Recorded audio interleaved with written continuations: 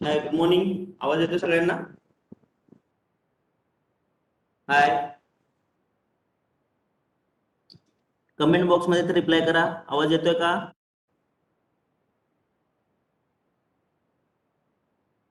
Hello. Okay, चलो. Yes yes, चलो चलो. Good morning. चला, आज आपण खूप महत्वाचा विषय घेणार आहोत. इंडियन इकॉनॉमी, भारतीय अर्थव्यवस्था. व्हाईट बोर्ड सगळ्यांना दिसतोय का? कारण आज इकॉनॉमिक्सला आपल्याला व्हाईट बोर्ड लागणार आहे.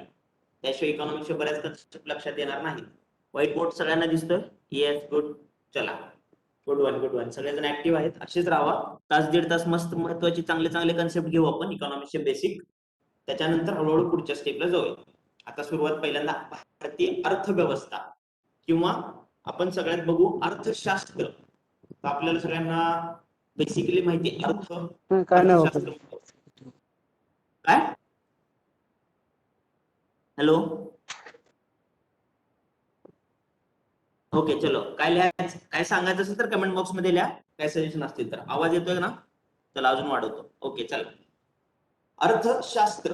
आता बघा, साधी गोष्ट आहे. त्यात अर्थशास्त्र मध्ये दोन शब्द आहेत, अर्थ आणि शास्त्र. सध्या अभ्यास करताना कुठल्याही गोष्टीचा ज्यावेळेस सुरुवात करता त्यावेळेस त्याच्या बेसिक पासून अभ्यास करायला सुरुवात करा. तसंच आपण अर्थशास्त्र आणि इकॉनॉमिक्सच्या बाबतीत बघूया. आता इकॉनॉमिक्सच्या बाबतीत म्हणजे अर्थशास्त्राच्या बाबतीत काय गोष्ट आहे, तरी अर्थ आणि शास्त्र ह्या दोन गोष्टी वेगवेगळ्या आहेत. त्यांना एकत्रीकरण केलेलं आहे. आपण म्हणतो शास्त्र म्हणजे सायन्स आपल्या सोप्या भाषेत, आणि अर्थ म्हणजे पैशाचा व्यवहार किंवा व्यवहार. अर्थ म्हणजे पैसा, शास्त्र म्हणजे सायन्स. आधी कसं होतं, इकॉनॉमिक्सला किंवा अर्थशास्त्राला शास्त्र हे 17व्या-18व्या शतकात मानायला चालू केलं. त्याच्या आधी पूर्वी काय होतं, आधी तुम्हाला मी सुरुवातीत थोडे हिस्ट्री सांगतो. अर्थशास्त्राचा उगम कसा झाला, म्हणजे तुम्हाला लक्षात येईल की आपण अर्थशास्त्र सुरुवातीपासून होतं का, किंवा आधी देवाणघेवाणीची पद्धत कशी होती, काय काय वगैरे. आता बघा, सुरुवातीला देवाणघेवाणीची पद्धत जी होती ती बार्टर सिस्टीम होती. काय म्हणतात त्याला? Barter system.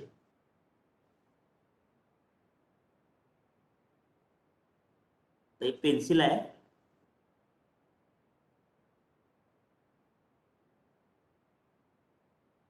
त्यामुळे ते काय लिहिता येत नाही नीट. Barter system. Okay, barter system. BARTER असं बार्टर सिस्टीम आहे. 4च्या वेळेस काढेल तुम्हाला. BARTER असं बार्टर सिस्टीम म्हणतात त्याला. आधी जी चालायची ती बार्टर सिस्टीम चालायची अशी. बार्टर सिस्टीम म्हणजे काय होतं आधी, आता आपण कसं करतो, कोणतीही वस्तू घ्यायची असेल तर आपण काय करतो, पैसा देतो. पैसे म्हणजे कोणत्याही स्वरूपात असतील, डिजिटल स्वरूपात असतील, नोटांच्या स्वरूपात असतील, चलनांच्या स्वरूपात असतील. दुसऱ्या देशात गेलं तर तिथलं चलन असेल, अमेरिकेत गेलं तर डॉलर असेल. हे एक स्टँडर्ड चलन व्यवस्था निर्माण आहे सध्या, की त्या चलन व्यवस्थेवर आपण देवाणघेवाण करतो. ही झाली आपली देवाणघेवाणाची सध्याची पद्धत. आधीची पद्धत कधी होती जुन्या काळात, आपण बघितलं शिवाजी महाराजांच्या काळात वगैरे, त्यावेळेस पण मुद्रा आल्या होत्या, पण बऱ्याच प्रमाणात त्यावेळेस सुद्धा जी देवाणघेवाण चालायची ती बार्टर पद्धत असायची. बार्टर म्हणजे काय, तर गहूच्या बदल्यात, उदाहरण देतोय तुम्हाला, गव्हाच्या बदल्यात ज्वारी देणे, ज्वारीच्या बदल्यात डाळ देणे, म्हणजे वस्तूला वस्तूची देवाणघेवाण करणं, याला म्हणतात बार्टर सिस्टीम. आलं लक्षात? काय, वस्तूला वस्तूशी देवाणघेवाण करणं याला म्हणतात बार्टर सिस्टीम. ही आधीची बार्टर सिस्टीम होती, आधीची देवाणघेवाण होती. आधी आपलं शास्त्र, अर्थशास्त्र अशा प्रकारे चालायचं, कशाच्या, बार्टर सिस्टीमच्या प्रमाणे. मग आता नंतर काय झालं, हळूहळू हळू आपण बघतो, नंतर ज्यावेळेस तुम्ही एन्शंट इतिहासाचा अभ्यास कराल त्यावेळेस तुमच्या लक्षात येईल की काही लोकांनी, मग जे मुघल आले किंवा त्याच्या आधी जे लोक आले आपल्यातून, त्यांनी चलन पद्धती आणली. ग्रीक आले, ग्रीकांनी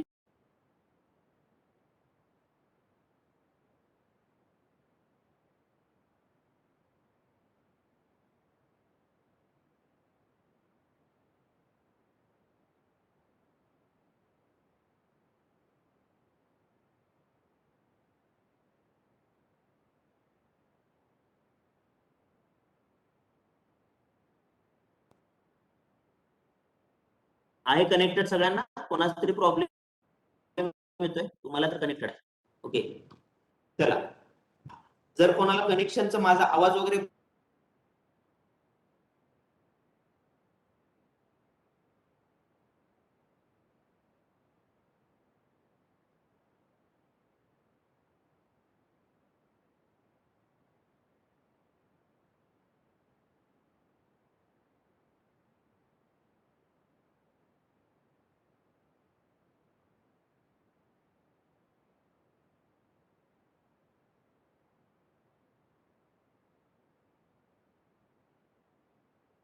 इन जनरल गॅस होतो. सगळीकडे अर्थव्यवस्थेची सुरुवात अशीच झाली. सगळीकडे पहिल्यांदा बार्टर पद्धत होती, त्याच्यानंतर आपली चलन पद्धती आली. काय झालं, आवाज येत नाहीये?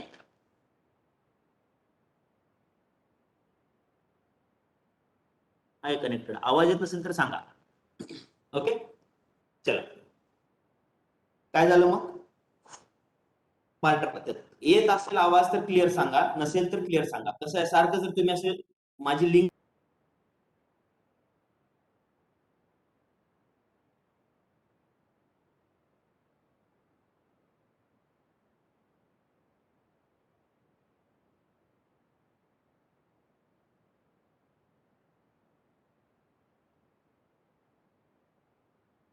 ते पूर्ण शून्यापासून आणि बेसिक पासूनच शिकवणार आहे. ओके, चला. तर मग काय करणार आता आपण, बार्टर पद्धत तुम्हाला सांगितली.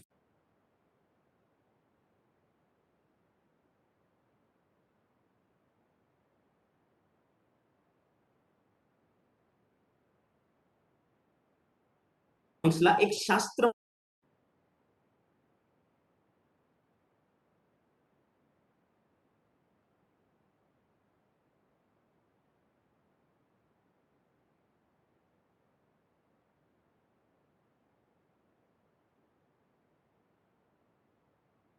करून त्यांनी शास्त्र रिझन वापरण्यास सुरुवात केली.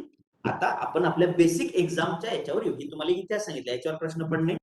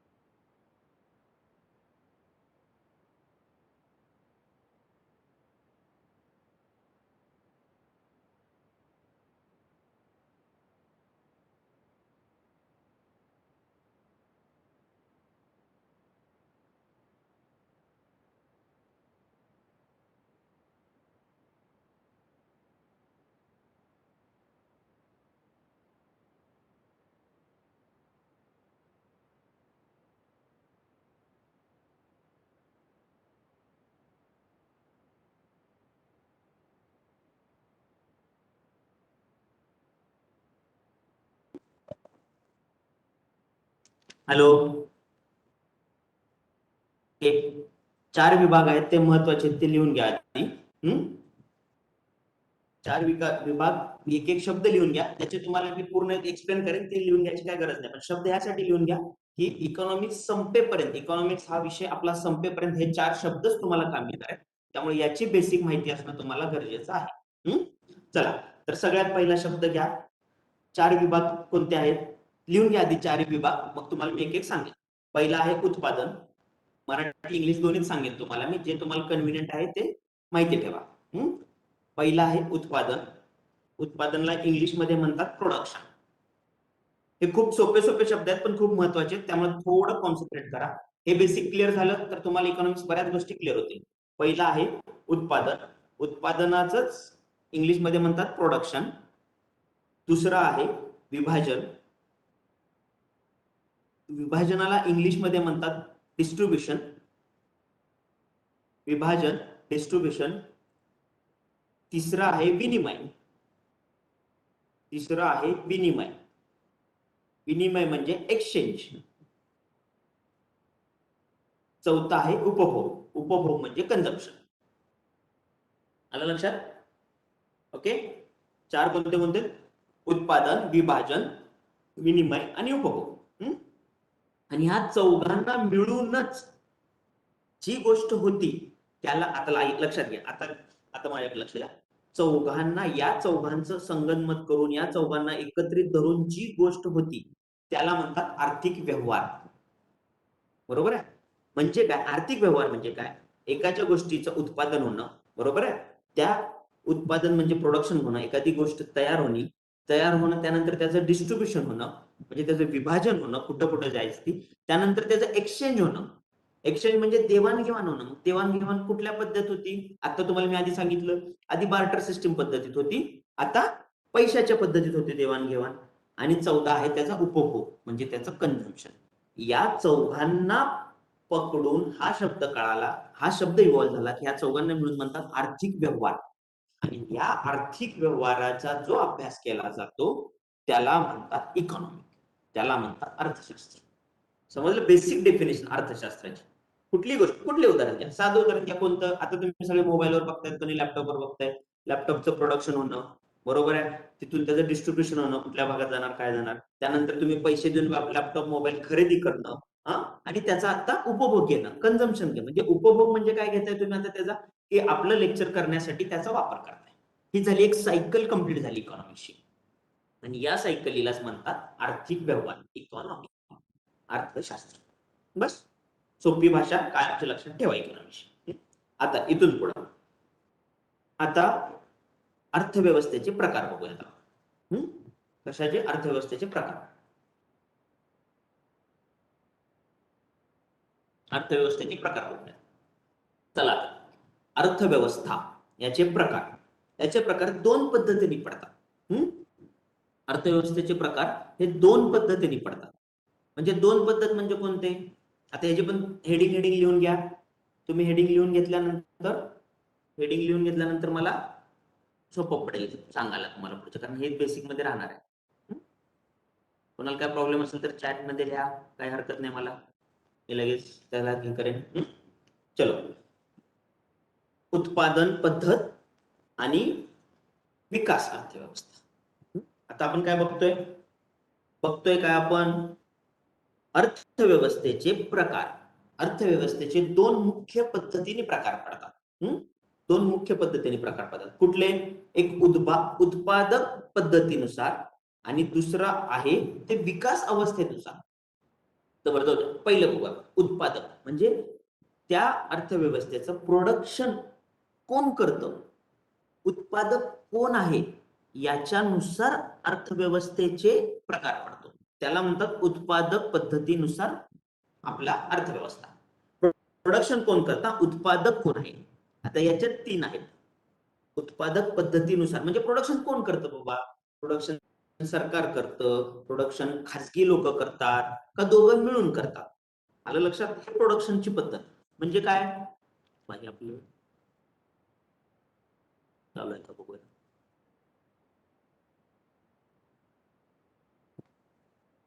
प्रोडक्शन पद्धतीच्या नुसार आपण बघूया उत्पादक पद्धत. काय व्हाईट बोर्ड चालत नाही. चला, व्हाईट बोर्ड चालत नाही त्यामुळे तुम्हाला तोंडीच ऐकू, थोडं मी डबल त्यासाठी सांगतो, लिहून घ्या. उत्पादक पद्धतीनुसार, प्रोडक्शन पद्धतीनुसार आपण बघूया की अर्थव्यवस्थेचे प्रकार कसे पडतात. पहिलं नाव आहे, नावं लिहून घ्या, परत मी एक्सप्लेन करतो. नावं लिहून घ्या. उत्पादक पद्धतीनुसार, उत्पादकच्या साधनाच्या मालकीनुसार अर्थव्यवस्थेचे पडणारे प्रकार. पहिलं, भांडवलशाही अर्थव्यवस्था. पहिली भांडवलशाही अर्थव्यवस्था.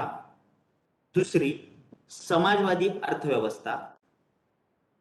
दुसरी समाजवादी अर्थव्यवस्था. आणि तिसरी मिश्र अर्थव्यवस्था. 3 लक्ष नावं लिहून घ्या, फक्त तुम्हाला काय ते एक्सप्लेन करेन मी. भांडवलशाही अर्थव्यवस्था, त्यानंतर समाजवादी अर्थव्यवस्था आणि त्यानंतर मिश्र अर्थव्यवस्था. 3 लिहून घेतला सगळ्यांनी? हे 3 महत्वाचे आहेत आपल्याला. ओके, चला आता आपण एक एक बघूया, सोपे सोपे सोपे म्हणजे एक खूप महत्वाचे आहेत. ऍक्च्युली दिसायला सोपे आहेत पण ह्याच्यावर प्रश्न विचारतात ते खूप महत्वाचे आहेत, त्यामुळे लक्षात ठेवा. भांडवलशाही अर्थव्यवस्था.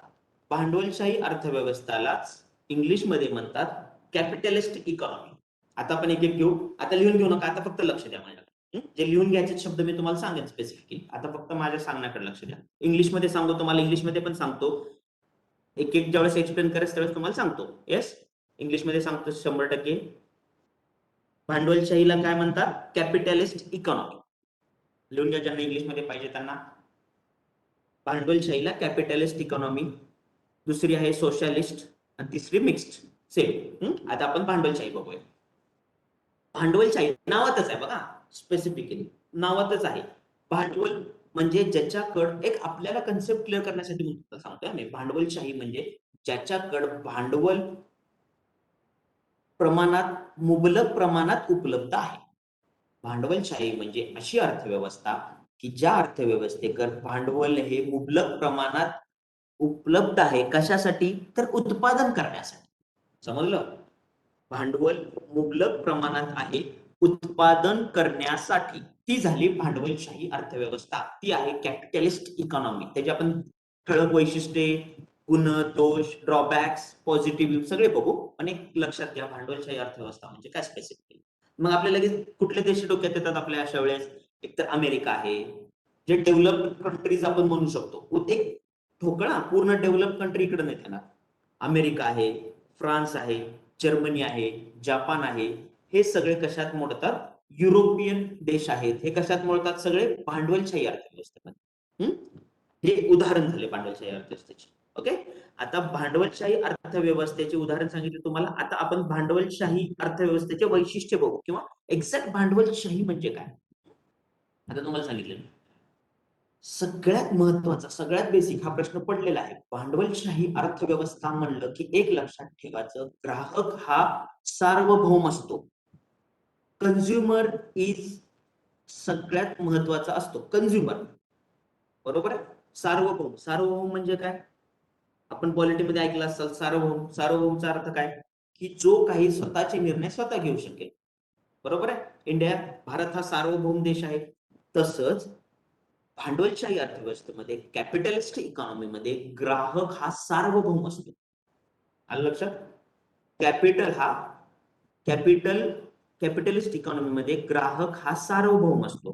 म्हणजे तो स्वतः सगळं ठरवणार. म्हणजे ग्राहकाच्या याच्यावर ठरणार की प्रोडक्शन काय होणार. ग्राहकाच्या याच्यावर ठरणार म्हणजे काय? तुम्ही आता लॉजिक लावा. ग्राहकाच्या इच्छेनुसार ठरणार म्हणजे काय? ज्या गोष्टीची डिमांड आहे त्या गोष्टी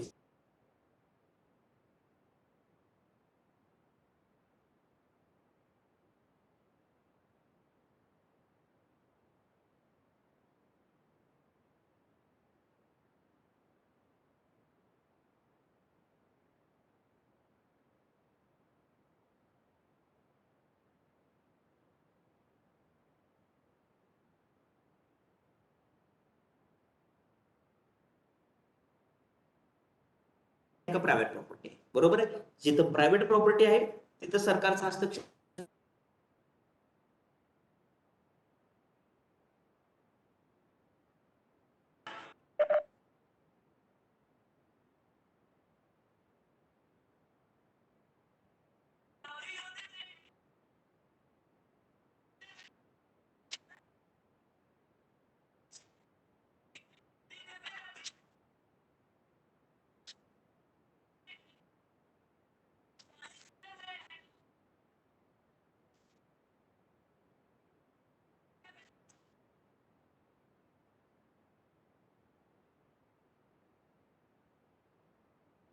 एवढं सरकारचं काम असतं. खूप कमी सरकार, खूप लिमिटेड काम असतं सरकारचं भांडवलशाही अर्थव्यवस्थेमध्ये.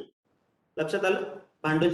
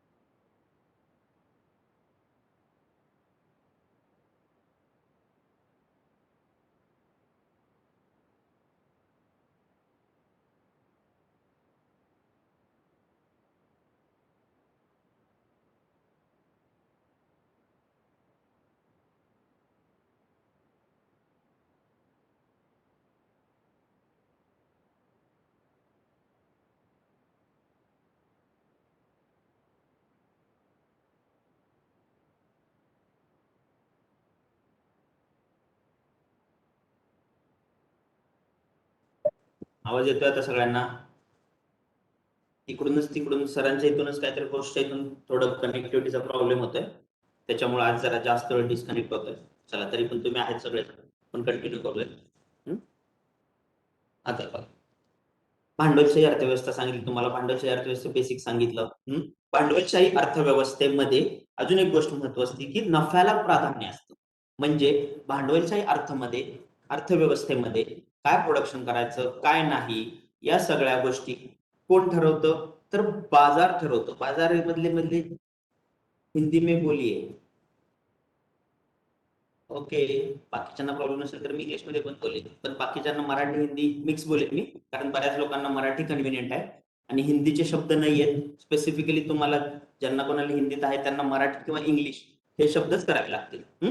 ओके, जे जे इम्पॉर्टंट आहेत ते मी हिंदीत पण सांगेन, पण बाकी सगळं मराठीतच सांगेन. बऱ्याच लोकांना तो इश्यू येईल नाहीतर मी हिंदीत सांगितल्यानंतर, त्यापेक्षा मग मी इंग्लिश प्रेफर करेन.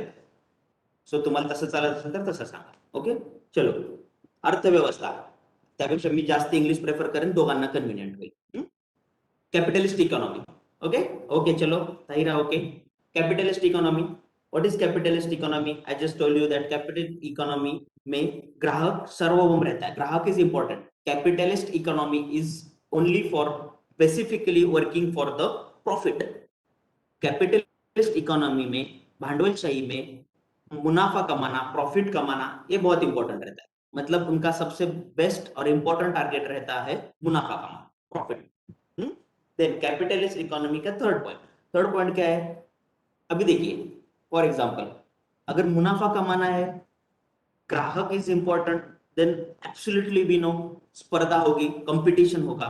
मतलब बाजारपेठेत स्पर्धेला प्राधान्य असतं. मराठी कॅपिटलिस्ट इकॉनॉमी मध्ये बाजारपेठेत स्पर्धा याला प्राधान्य असतं. म्हणजे काय?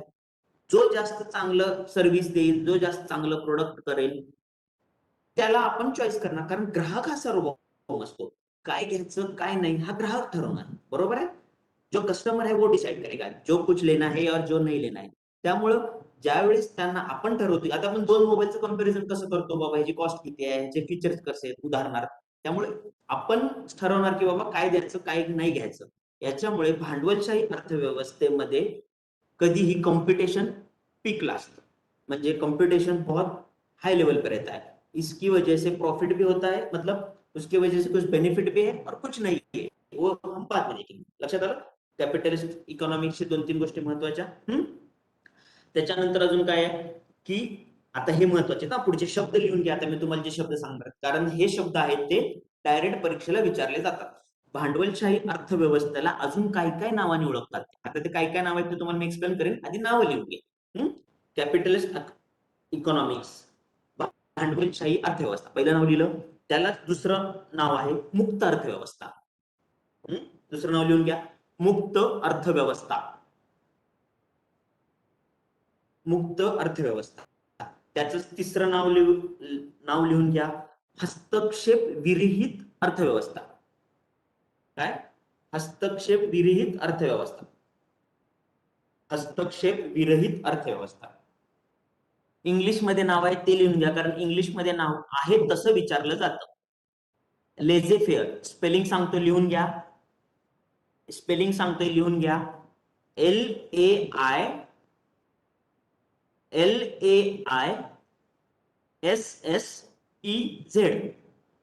माझं व्हाईट बोर्ड काम करत नाही ना, तर तुम्हाला मी स्पेलिंग तर लिहून दिलं असतं.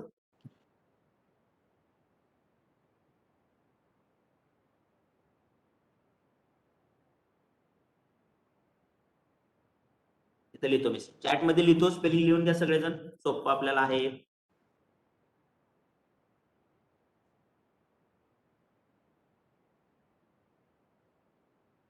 आलं? LAISSEZ. हे इकॉनॉमी. हे एक इंग्लिशचं नाव लिहून घ्या. भांडवलशाही अर्थव्यवस्थेचं नाव आहे तसं विचारलेलं आहे 1-2 परीक्षेला, मराठीत सुद्धा हाच शब्द टाकलेला आहे त्यांनी. त्यामुळे लेझेस फेअर हे एक नाव लक्षात ठेवून घ्या. त्यानंतर अजून पुढचं नाव बाजार अर्थव्यवस्था. पुढचं नाव लिहून घ्या, बाजार अर्थव्यवस्था. त्यालाच इंग्लिशमध्ये मार्केट इकॉनॉमी म्हणतात. झालं? आणि पुढचं महत्वाचं एक नाव लिहून घ्या, अनप्लॅन्ड इकॉनॉमी. हे शब्द लिहून घ्या, मी तुम्हाला एक एक एक त्याचं हे सांगेन. अनप्लॅन्ड, प्लॅन आणि अनप्लॅन असताना आपलं, तसं अनप्लॅन्ड इकॉनॉमी असं पण भांडवलशाही अर्थव्यवस्थेला म्हणतात. आलं? आता एक एक बघू आपण. पहिलं तुम्हाला मी काय सांगितलं नाव, मुक्त अर्थव्यवस्था. मुक्त अर्थव्यवस्था म्हणजे काय, किंवा मुक्त अर्थव्यवस्था आणि हस्तक्षेप विरहित अर्थव्यवस्था. हस्तक्षेप विरहित म्हणजे काय, मगाशीच तुम्हाला सांगितलं, हस्तक्षेप विरहित अर्थव्यवस्था म्हणजे सरकारचा हस्तक्षेप खूप कमी असतो, त्याला म्हणतात हस्तक्षेप विरहित अर्थव्यवस्था. आलं लक्षात? हस्तक्षेप विरहित अर्थव्यवस्था. मुक्त अर्थव्यवस्था म्हणजे काय, कशाचं प्रोडक्शन करणं, काय करणं हे कोण ठरवतं, ज्याची इंडस्ट्री आहे तो ठरवतो, त्याला म्हणतात मुक्त अर्थव्यवस्था.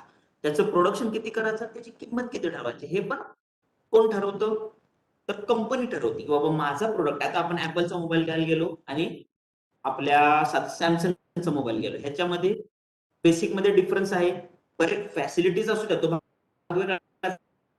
पण त्याचं प्रोडक्शन किती करायचं, काय करायचं, त्याची किंमत किती ठरवायची, हा बऱ्यापैकी म्हणण्यापेक्षा खूप त्यांच्या कंपनीचा डिसिजन आहे. याला एक उदाहरण झालं हे मुक्त अर्थव्यवस्थेचं, की ते ठरवणार तेव्हा आमचं प्रोडक्शन आहे, आम्ही ठरवेल. It is called as capitalist अर्थव्यवस्था, भांडवलशाही अर्थव्यवस्था. ओके, त्यातलं एक तुम्हाला उदाहरण सांगितलं, त्यालाच मुक्त अर्थव्यवस्था म्हणतात.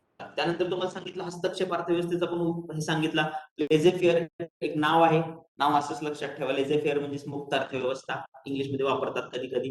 बाजार अर्थव्यवस्थेचा अर्थ तोच, परत सगळ्याचा अर्थ तोच आहे. बाजार अर्थव्यवस्था म्हणजे काय, की बाजार डिसाईड करणार की कुठलं प्रोडक्शन करायचं, काय नाही करणार. हा, पण डिसाईड कोणाच्या ह्याच्यावर करणार बाजार, तर कोणाच्या ह्याच्यावर डिसाईड करणार की लोकांची डिमांड कशी. मग परत ग्राहक हा सार्वभौम झाला. आलं लक्षात? हे चैन आहे, लिंक आहे एकमेकांना. ठरवतं बाजार, पण ठरवतं कोणत्या बेसिसवर, की लोकांची डिमांड काय, लोकांची डिमांड काय आहे, लोगों को क्या चाहिए, इस पे वो डिसाइड करेंगे कि प्रोडक्शन क्या करना है, उसका कॉस्ट कितना रखना है. हे झाली बाजार अर्थव्यवस्था. झाली नावं सगळी? अजून कुठलं नाव राहिलं का? हे लक्षात येत नाही कंटिन्यू लगेच. आलं कुठलं नाव राहिलं असेल, समजलं नसेल तर चॅट बॉक्स मध्ये टाका, सांगा. चल तर आपण पुढे जाऊ. बाजार अर्थव्यवस्था झाली, भांडवलशाही हो गया. अभी अब उसमें ही जाए, अभी we are in the capitalist economy, ध्यान रखिए.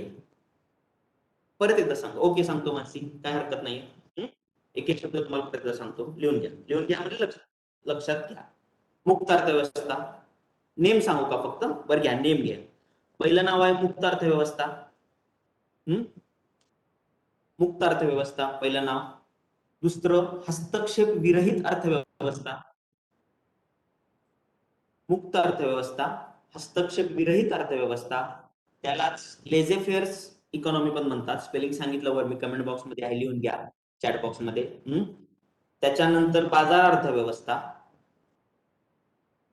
त्याच्यानंतर मार्केट इकॉनॉमी, आणि त्यालाच म्हणतात अनप्लॅन्ड इकॉनॉमी. अनियोजित. आता तुम्हाला वाटत असेल, हा आता हे राहिलाच होतं, बरं झालं तू विचारली ती मानसी, त्याच्यावरून आपल्याला अजून एक गोष्ट क्लिअर होईल. Unplanned economy. तुम्ही अनप्लॅन्ड कसं झालं? तर अनप्लॅन्ड इकॉनॉमी असं जर तुम्हाला शब्द वाक्य पडलं परीक्षेत, की capitalist economy is also called और is also known as unplanned economy, हे बरोबर आहे वाक्य, लक्षात घ्या. ह्याच्यात कन्फ्युज होऊ नका. अनप्लॅन्ड इकॉनॉमी म्हणजे काय? तर काय प्रोडक्शन करायचं, काय नाही हे सरकार ठरवत नाही. हे कंपन्याच ठरवतात. ते पण कोणावर ठरवतात? ग्राहकांच्या डिमांडवर ठरवतात. बरोबर आहे? त्यामुळे त्याला अनप्लॅन्ड इकॉनॉमी म्हणतात. आलं लक्षात? का बरं त्याला अनप्लॅन्ड म्हणतात? बिकॉज हिंदीत सांगतो कोण आहे त्यासाठी. अनप्लैंड क्यों कहेंगे उसको? क्योंकि प्रोडक्शन किसका करना है, कितना करना है, that will be depend on the demand from the market. And who will decide that? The company will decide. On what basis it will decide? The requirement, demand from the consumer, demand from people. म्हणजे आपण समजा आता आपण बघतो, म्हणतो एखाद्या गोष्टीचा खप खूप वाढला, आता अचानक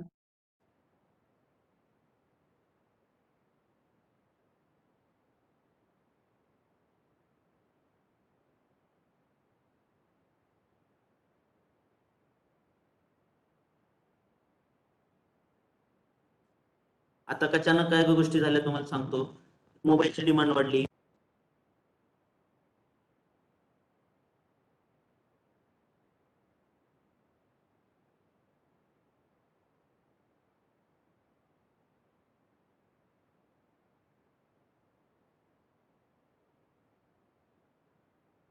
चॅट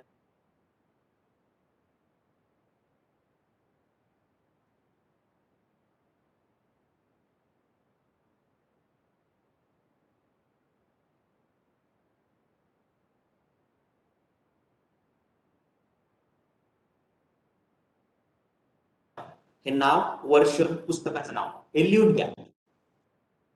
नाव, वर्ष, पुस्तकाचं नाव हे लिहून घ्या, कारण हे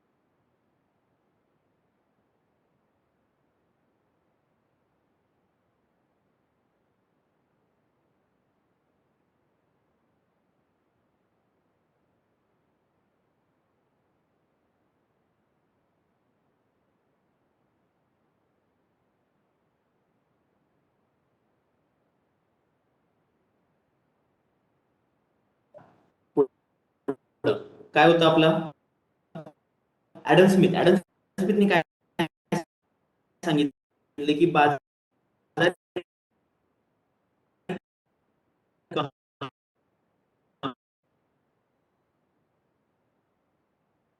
भांडवलशाही अर्थ. मग त्याच्यामध्ये ऍडम स्मिथने काय सांगितलं, स्पर्धा असणे का महत्वाचं आहे, कारण जास्त असतील लोकांना त्यांच्या त्यांच्या चॉईस नुसार गोष्टी घेता येतील, त्यांना त्यांना त्यांची रिक्वायरमेंट पण सांगता येईल लोकांना की आम्हाला अशी वस्तू पाहिजे.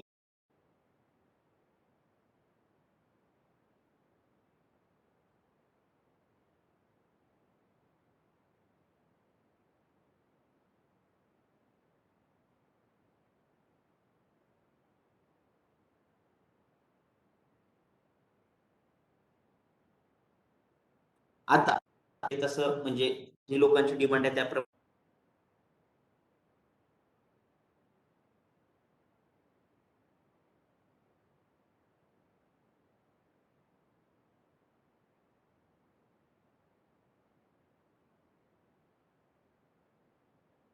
तसेच भांडवलशाही अर्थव्यवस्थे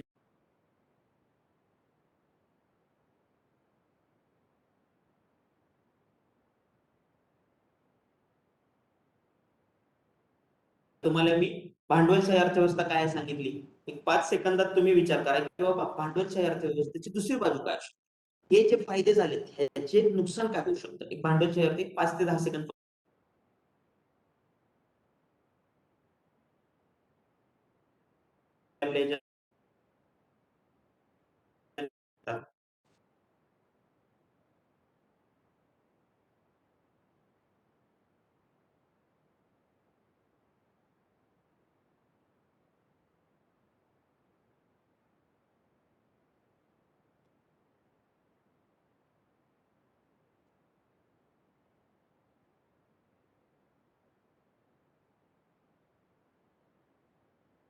चला सांगतो.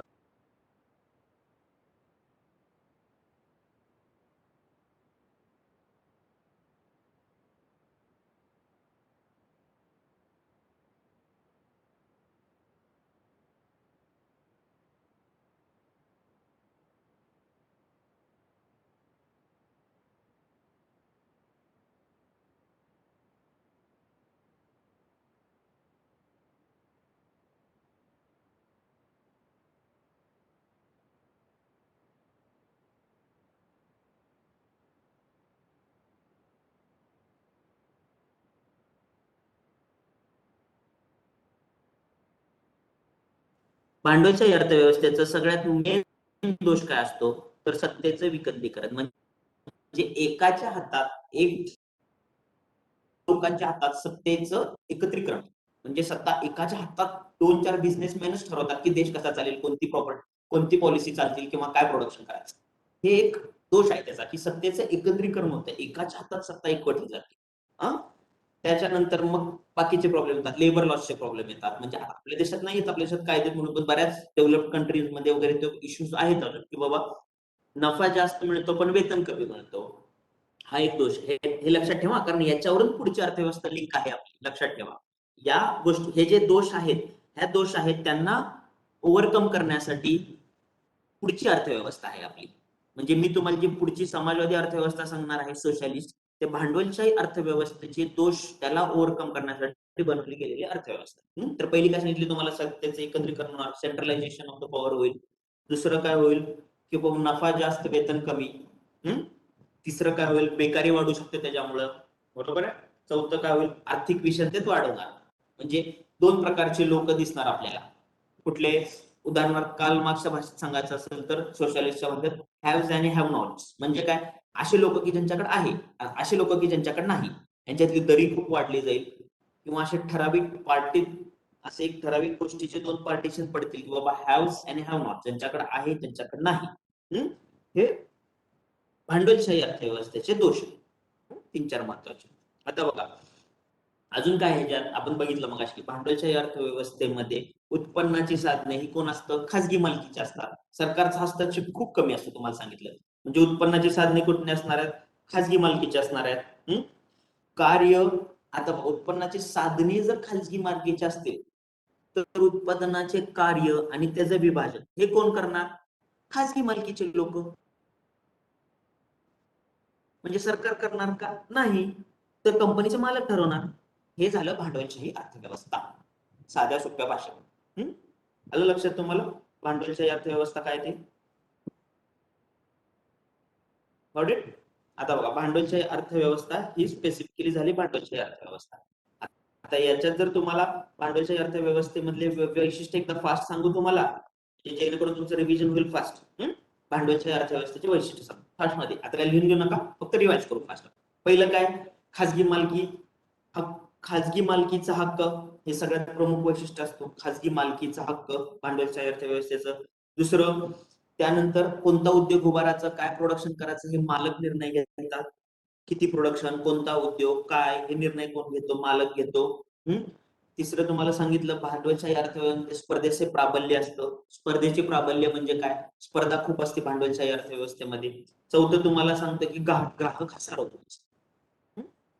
ये हिंदी सम्मुखत परत एकदा कि पहले बताया मैंने, ग्राहक जो रहता है, कस्टमर जो रहता है, वो सबसे इंपॉर्टेंट रहता है. बाद में बताया कि खासगी मालकी मतलब प्राइवेटली प्रॉपर्टी ओन इंपॉर्टेंट रहेगा.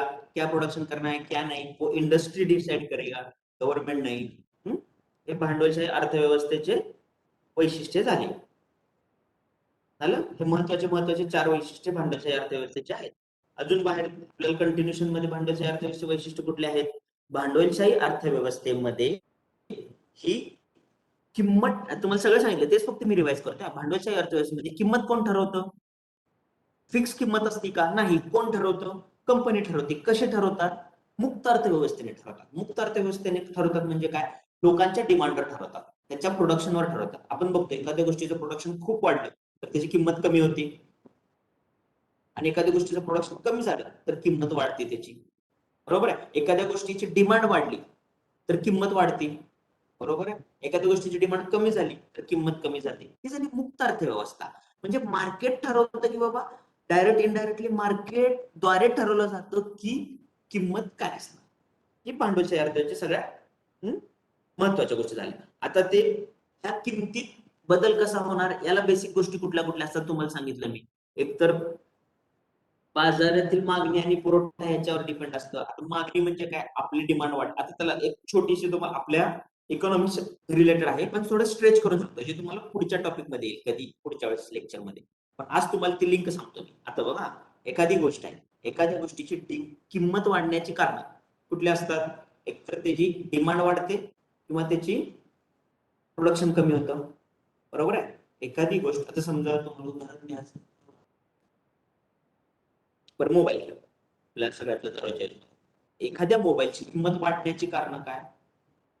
तर एकतर त्याचं डिमांड वाढली किंवा प्रोडक्शन कमी झालं. बरोबर आहे? डिमांड वाढली म्हणजे काय? लोकांची मागणी वाढली. लोकांची मागणी वाढली म्हणजे काय? त्याची कारण काय? एकतर लोकांकडे पैसा जास्त आला. बरोबर आहे? दुसरी गोष्ट, लोकांना चैनीच्या वस्तू जास्त खरेदी कराव्या लागल्या, करू वाटत आहेत. तिसरी गोष्ट, मोबाईल ही काळाची गरज झाली. आलं लक्षात? ह्या डिमांड वाढण्याची कारण झाली स्पेसिफिकली, आणि त्याच्यामुळे किंमत वाढली. किंमत वाढीचं खालचं दुसरं कारण काय सांगितलं तुम्हाला मी? प्रोडक्शन कमी झालं. प्रोडक्शन कमी झालं म्हणजे काय झालं? तर त्या प्रोडक्शनसाठी लागणारं रॉ मटेरियल कमी झालं. येणं समजा उदाहरणार्थ रॉ मटेरियल कमी झालं तर त्याची किंमत वाढणार. रॉ मटेरियलची किंमत वाढली तर प्रोडक्शनची किंमत वाढणार. लोक लेबरचा लॉ आला, लेबरचे पगारी वाढल्या, प्रोडक्शनची कॉस्ट वाढली. मालक काय करणार? त्याची किंमत प्रोडक्शन मध्ये वाढवणार. आलं लक्षात तुम्हाला? हे भांडवलशाही अर्थव्यवस्था असते स्पेसिफिक, एक ठोकळ प्रमाणे ही किंमत वाढण्याची अशी कारण असतात. भांडवलशाही अर्थव्यवस्थेमध्ये किंमत हे मार्केट ठरवतं. भांडवलशाही अर्थव्यवस्थेमध्ये नफा मिळवणं हा हेतू असतो, लक्षात ठेवा. अजून एक वाक्य पडलं होतं परीक्षेला, लक्षात ठेवा.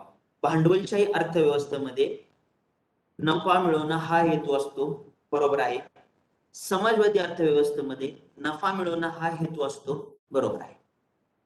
लक्षात घ्या, लक्षात घ्या मी काय सांगतोय ते. भांडवलशाही नफा मिळवणं हा हेतू असतो, समाजवादीमध्ये पण नफा मिळवणं. फक्त फरक हा आहे की भांडवलशाही भांडवलशाही अर्थव्यवस्थेमध्ये नफा मिळवणं हा मुख्य हेतू असतो. मुख्य शब्द महत्वाचा आहे, जो की समाजवादी अर्थव्यवस्थेत नसतो. ते तुम्हाला पुढे सांगेल. फक्त आता सध्या एवढं लक्षात ठेवा, मुख्य हेतू भांडवलशाही अर्थव्यवस्थेमध्ये नफा मिळवणं हा असतो. समजलं? ही झाली भांडवलशाही अर्थव्यवस्था. आता आपण तो समाजवादी अर्थव्यवस्था. आता भांडवलशाही अर्थव्यवस्था समजली का सगळ्यांना? मी 5-10 सेकंदाचा वेळ देतो. कोणाला काही समजलं नसेल तर चॅट बॉक्स मध्ये लिहा, मी लगेच एक्सप्लेन करतो, कारण ही समजल्याशिवाय तुम्हाला समाजवादी कळणार.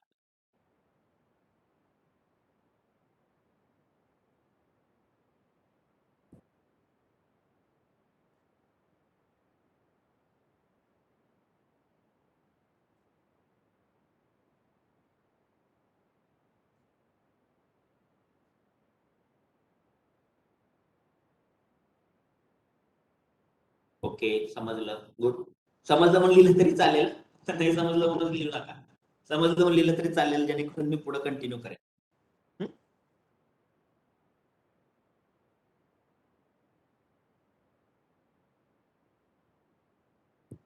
तर पुढे जाऊ.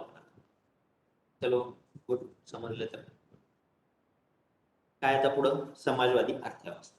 आता समाजवादी अर्थव्यवस्थेचा उगम कसा झाला? तुम्हाला मी भांडवलशाही अर्थव्यवस्थेत, समाजवादी म्हणजे सोशलिस्ट, त्यांना कोणाला इंग्लिशमध्ये पाहिजे होतं त्यांच्यासाठी. आणि इंग्लिश हिंदीवाल्यांनी पण लक्षात ठेवा, समाजवादी आणि सोशलिस्ट हे शब्द दोन आपल्याला महत्वाचे, कारण हे शब्द येतील परीक्षेमध्ये. सोशलिस्ट इकॉनॉमी म्हणजे समाजवादी अर्थव्यवस्था. आता बघा, लक्षात घ्या, तसं तुम्हाला मी इकॉनॉमिक्सचा अर्थव्यवस्थेचा उगम कसा झाला तसं सांगितलं, तसं समाजवादी अर्थव्यवस्थेचा उगम कसा झाला ही सिक्वेन्स सांगतो तुम्हाला, म्हणजे तुम्हाला लक्षात येईल. भांडवलशाही अर्थव्यवस्था सांगितली तुम्हाला मी. इतिहासाचं लेक्चर घेताना तुम्हाला मी सांगितलं की औद्योगिक क्रांती कधी झाली, 1800च्या सुरुवातीला. त्याच्यानंतरच तुम्हाला आता इकॉनॉमिक्स लिंक करा, सगळं इकॉनॉमिक हिस्ट्री, पॉलिटिक्स सगळे एकमेकांना लिंक आहे. कुठलीही गोष्ट सेल्फ नाहीये, सेल्फ इंडिपेंडेंट नाहीये. कुठलाही विषय एमपीएससीचा सार्वभौम नाहीये, कुठं ना कुठे एकमेकांची लिंक आहे, लक्षात ठेवा. इव्हन सायन्स सुद्धा. त्यामुळे असं लिंक करत चला. 18व्या शतकाचा रेफरन्स तुम्हाला मी इतिहासाच्या लेक्चरमध्ये कधी दिलं, आज पण दिलं इकॉनॉमिक्स मध्ये. आता तुम्हाला तेच मी कॅपिटलिस्ट इकॉनॉमी नंतर सोशलिस्ट इकॉनॉमिक्स सांगतोय. सोशलिस्ट इकॉनॉमी मध्ये तुम्हाला त्याचा उगम कसा झाला ते सांगतो. आता तुम्हाला कॅपिटलिस्ट इकॉनॉमी, औद्योगिक क्रांतीनंतर भांडवलशाही खूप वाढली. औद्योगिक क्रांती काय ते तुम्हाला इतिहासात सांगितलं मी. औद्योगिक क्रांतीनंतर भांडवलशाही का वाढली, आता हे तुमच्या डोक्यात लिंक एक येऊ द्या. डिमांड वाढली, काय असेल, प्रोडक्शन वाढलं, ते वाटतं असेल ते तुमच्या डोक्यात लिंक तयार करा, त्यामुळे सांगा. भांडवलशाही अर्थव्यवस्था झाली. भांडवलशाही अर्थव्यवस्थेचे तुम्हाला मी दोष सांगितले ना आता. त्या दोषावर ओव्हरकम होण्यासाठी म्हणून समाजवादी अर्थव्यवस्थेचा उगम. म्हणून फक्त एकच रिझन नाहीये, बाकीचे कारण आहेत, पण स्पेसिफिकली हे एक रिझन आहे, समाजवादी अर्थव्यवस्था. तर समाजवादी अर्थव्यवस्थेचा कुठं उगम झाला स्पेसिफिकली असं मेन्शन कुठं येतं, तर रशिया शब्द नाही, USSR, United states of Soviet Russia, हा आधीचा 1991च्या आधी ज्यावेळेस रशियाचं 15 देशामध्ये विभाजन झालं, त्याच्या आधी त्याला युएसएसआर लक्षात घ्या. मग युएसएसआर या देशामध्ये, हा मोठा देश होता, या देशामध्ये सोशलिस्ट इकॉनॉमिक्स, समाजवादी इकॉनॉमिक्स, समाजवादी अर्थव्यवस्थेचं उगम होण्यास सुरुवात झाली. कधी? बघा, काळ पण लक्षात घ्या. स्पेसिफिकली कधी? बोल्शेविक रिव्हॉल्युशन झालं एक. कुठलं रिव्हॉल्युशन झालं? रशियामध्ये, युएसएसआर मध्ये बोल्शेविक रिव्हॉल्युशन कधी झालं? स्पेसिफिकली इयर बघा, 1917 ते 1923. हे महत्वाचं आहे. महत्वाचं काय? 1917 म्हणजे काय? त्यावेळेस आपलं प्रथम महायुद्ध चालू होतं. त्यावेळेस या बोल्शेविक रिव्हॉल्युशनचं युएसएसआर मध्ये उगम झाला. कधीपर्यंत चाललं हे रिव्हॉल्युशन? 1923 पर्यंत. हे बोल्शेविक रिव्हॉल्युशन कशाच्या विरोधात होतं? तर तिथल्या जो एकशाही राजा होता, तिथला जो मोनार्क होता, त्याच्या विरोधात हे रिव्हॉल्युशन. तुम्हाला थोडं मी इकॉनॉमिक्सचं बॅकग्राऊंड सांगतो, इकॉनॉमिक्स पासून थोडं बाहेर सांगतोय, तुम्हाला लक्षात येईल की इकॉनॉमिक्स, समाजवादी अर्थव्यवस्थेचा उगम कसा झाला. फर्स्ट वर्ल्ड वॉर मध्ये 1917 ते 1923 दरम्यान बोल्शेविक रिव्हॉल्युशन झालं. त्या रिव्हॉल्युशन कोणाच्या विरुद्ध झालं? तिथला जो राजा होता, तिथला जो मोनार्क होता, त्याच्या विरोधात. त्याच्या विरोधात झाल्यानंतर 1923 नंतर युएसएसआरनी सोशलिस्ट इकॉनॉमी, समाजवादी अर्थव्यवस्थेचं पालन करण्यास सुरुवात केली. समजला का तुम्हाला समाजवादी अर्थव्यवस्थेचा उगम कुठं झाला? बोल्शेविक रिव्हॉल्युशन USSR 1917 ते 1923 ला. 1923 ला तिथं समाजवादी अर्थव्यवस्था स्थापन होण्यास सुरुवात झाली. तिथल्या मोनार्कने सत्ता हस्तांतरित झाली मोनार्क. बघा आता दोन प्रकारचे वॉर असतात. आता थोडं इतिहासात गेलं तर तुम्हाला एक गोष्ट सांगतो. दोन प्रकारचे वॉर असतात, दोन प्रकारचे युद्ध असतात. ब्लडी वॉर एक म्हणतात आणि पीसफुल वॉर एक म्हणतात. आता तुम्ही म्हणसाल पीसफुल वॉर कसं असू शकतं? वॉर म्हणजे युद्ध, बरोबर. पीसफुल रिव्हॉल्युशन म्हणतात त्याला, वॉर पेक्षा स्पेसिफिक. हे ब्लडी रिव्हॉल्युशन होतं. ब्लडी रिव्हॉल्युशन म्हणजे काय? जिथं खूप म्हणजे हत्या झाल्या, सैन्य वापरलं गेलं. त्याच्याच विरोधात रिव्हॉल्युशन कुठं झालं तर ब्रिटनमध्ये. विरोधात इन द सेन्स वेगळ्या पद्धतीनं. पीसफुल रिव्हॉल्युशन म्हणतात त्याला. म्हणजे ब्रिटनच्या राजाने त्यांच्या सत्तेचं हस्तांतरण केलं जनतेकडं, पण ते एकही खून न होता, म्हणजे एकही ब्लडचा थेंब न पडता त्यांनी सत्तेचं हस्तांतरण केलं. ते तुम्हाला पॉलिटिक्स सर सांगते. हे झालं सोशलिस्ट इकॉनॉमिक. आलं समाजवादी अर्थव्यवस्था. 1900 आणि कधीपर्यंत चाललं समाजवादी अर्थव्यवस्था? युएसएसआरचं कधी विभाजन झालं आपल्याला माहिती. 1990 ला असायलाच पाहिजे, लक्षात ठेवा. 1990 ला युएसएसआरचं 15 देशात विभाजन झालं. जे आता रशिया युक्रेन वॉर आहे त्याला बेस तिथूनच आहे, लक्षात ठेवा. आता तुम्ही नंतर लेक्चर झाल्यानंतर बघा युक्रेन सोबत अजून कोणते कोणते देश रशियापासून वेगळे झाले, त्यांचा मॅप जो आपल्याला इम्पॉर्टंट आहे. आलं. आता आपण जो समाजवादी अर्थव्यवस्था, समाजवादी अर्थव्यवस्था. समाजवादी अर्थव्यवस्था म्हणजे काय असतं की ज्या अर्थव्यवस्थेमध्ये शासनाचा हक्क खूप प्रमाणात जास्त असतो. म्हणजे शासन ठरवतं की प्रोडक्शन काय होणार, किती होणार. जसं कॅपिटलिस्ट मध्ये काय होतं की कंपन्या ठरवणार किती होणार, काय होणार, खासगी मालमत्ता ठरवणार. तसं इकडे शासन ठरवतं.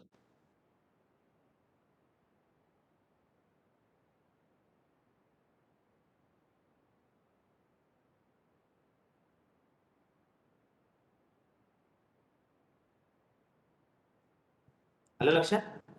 फरक लक्षात घ्या दोन्हीचा.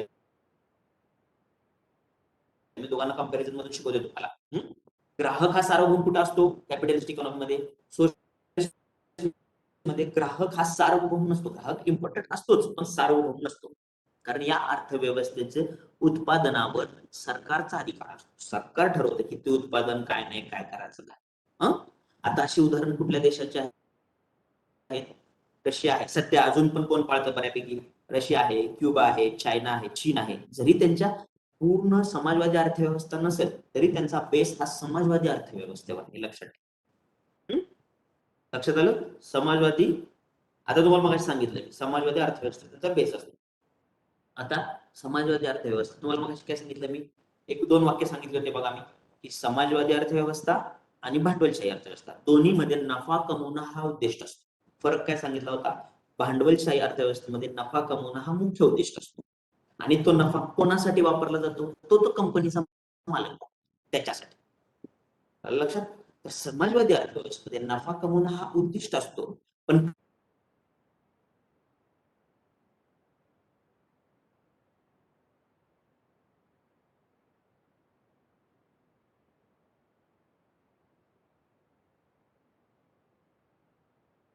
ठरवतात की काय प्रोडक्शन करायचं, त्याची किंमत किती, काय. समाजवादी अर्थव्यवस्थेमध्ये हे कंपनी नाही ठरवत, हे कोण ठरवत?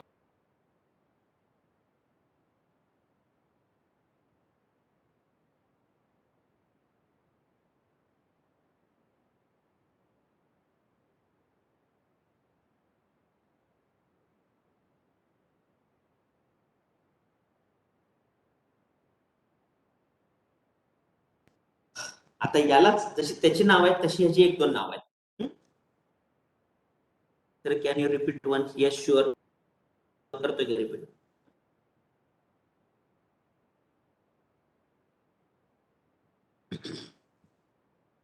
भांडवल तिन्ही तीन वाक्यात तुम्हाला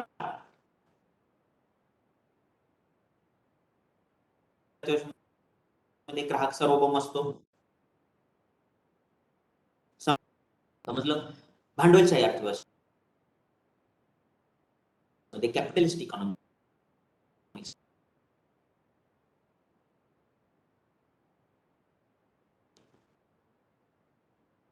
जातो. जे की सोशलिस्ट इकॉनॉमीमध्ये लोकांसाठी वापरला जातो. काय प्रोडक्शन करायचं, किती करायचं हे कोण ठरवतं, तर कंपनी ठरवतं. आणि समाज व्यवस्थेमध्ये, समाजवादीमध्ये, सोशलिस्ट इकॉनॉमीमध्ये किती प्रोडक्शन, काय करायचं, लोकांसाठी काय गरजेचं आहे, काय प्रोडक्शन वाढवायला पाहिजे, कशाचं कमी करायला पाहिजे, हे गव्हर्नमेंट ठरवतं, सरकार ठरवतं. हा बेसिक डिफरन्स. समजलं? आता सोशलिस्ट इकॉनॉमिक्सचे नावं पण जसे त्याचे भरपूर नाव आहेत तसे 1-2च नाव आहे त्याचे. सोशलिस्ट अर्थव्यवस्थेला स्टेट इकॉनॉमी पण म्हणतात. स्टेट इकॉनॉमी म्हणजे काय? राज्य अर्थव्यवस्था. आहे. राज्य अर्थव्यवस्था काय असते तर सरकार ठरवतं, राज्य ठरवतं, स्टेट ठरवतं प्रोडक्शन करायचं काय नाही. त्यानंतर त्याला सेंट्रलाइज इकॉनॉमी पण म्हणतात. सेंट्रलाइज इकॉनॉमी म्हणजे काय? केंद्रीय अर्थव्यवस्था. म्हणजे एक सरकार असतं ते ठरवतं. तसं त्याच्यात नाहीये, त्याच्यात बाजार ठरवतं कशाचं प्रोडक्शन करायचं काय नाही. म्हणजे बाजार डिसाईड करतं की कंपनीला काय प्रोडक्शन करायला लावायचं किंवा काय. याचा आता याचा दोष काय असतो सगळ्यात महत्वाचा भांडवल समाजवादी अर्थव्यवस्थेचा, की याच्यात सरकार लोकांचं जे स्वातंत्र्य आहे, वैयक्तिक फायदा कशात आहे, याला किंमत खूप कमी होती याची. म्हणजे भांडवलशाही अर्थव्यवस्थेमध्ये मी सांगू शकत होतो. नेम रिपीट करू, ओके करतो. पहिलं नाव राज्य अर्थव्यवस्था.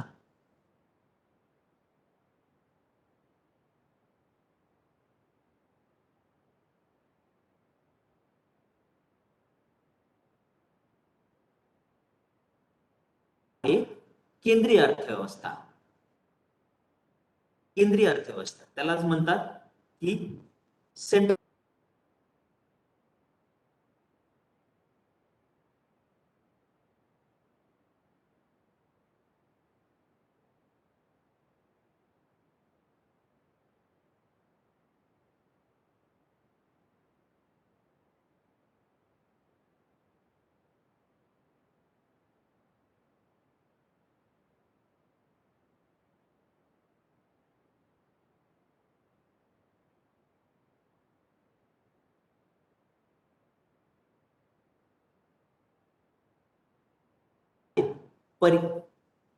ग्राहकाला चॉईस करण्यासाठी जे लिमिट्स आहेत, पर्याय आहे, ते कमी होऊन जातात.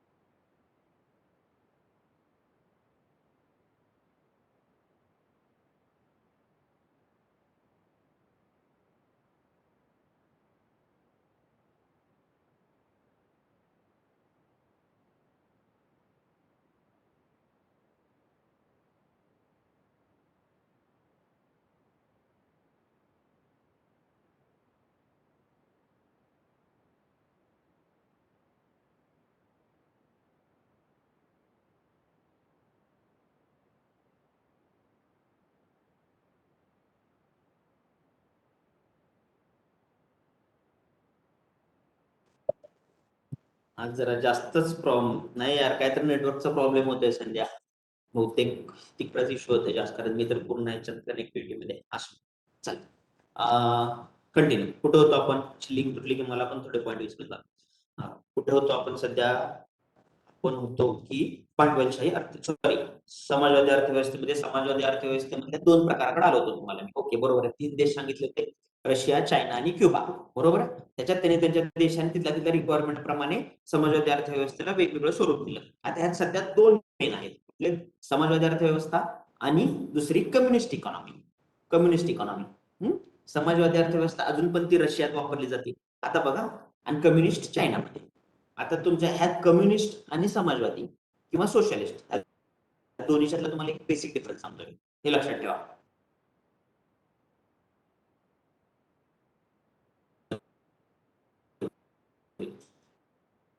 समाजवादी अर्थव्यवस्था काही प्रॉपर्टी असायची ती सर्व लोकांची कॉमन असायची. एवढंच लक्षात ठेवा. मग तुम्हाला ती कार्ल मार्क्स वगैरे सांगावं लागेल, त्याची काय आपल्याला गरज नाही. समाजवादी अर्थव्यवस्थेमध्ये जो काही निर्णय, जो काही प्रॉपर्टी, जो काही प्रोडक्शन व्हायचं ती सर्व लोकांसाठी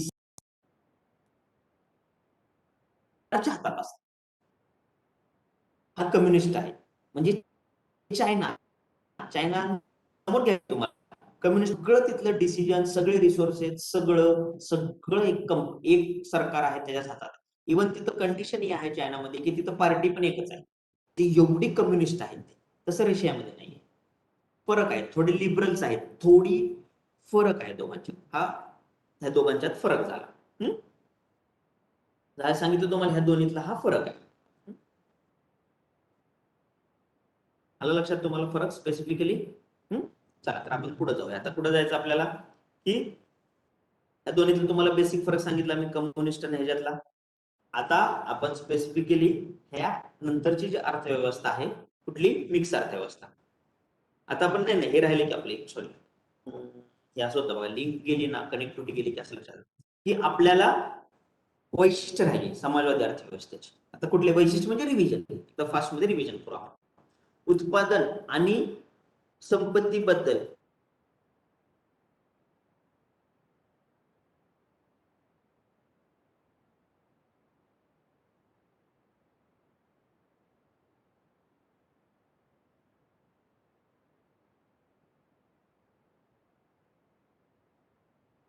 वस्तू आणि सेवांचं जे उत्पादन होतं ते वैयक्तिक नफ्यासाठी केलं जात नाही. ते सगळ्यांसाठी असतं. कॉमन सगळ्यांसाठी असतं.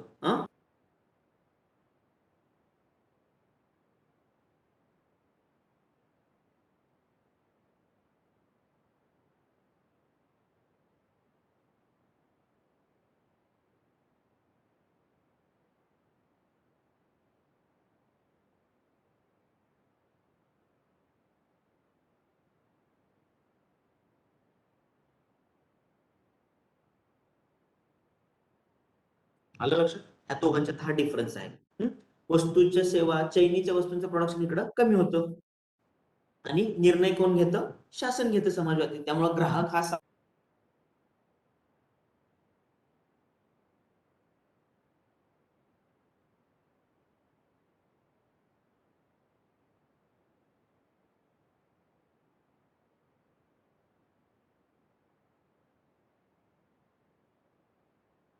सगळ्या चायनात झालं, आता सध्या चीनमध्ये आहे. तो सोशलिस्ट पासून सुरुवात झाली त्यांची आणि ते कम्युनिस्टकडे गेले. कम्युनिस्टकडे गेले म्हणजे काय? आता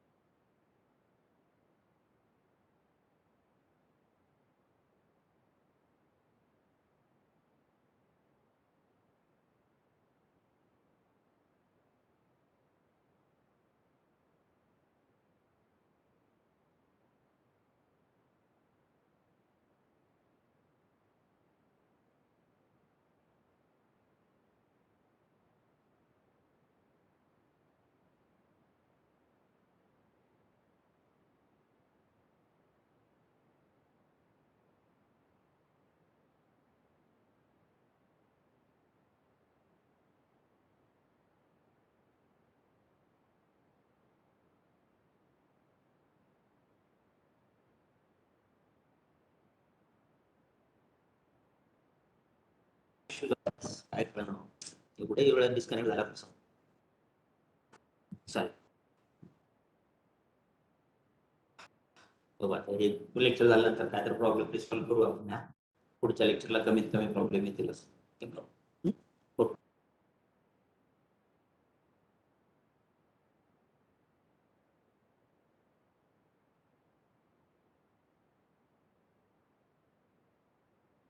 व्यवस्थेमध्ये हे नाव लिहून घ्या. लॉर्ड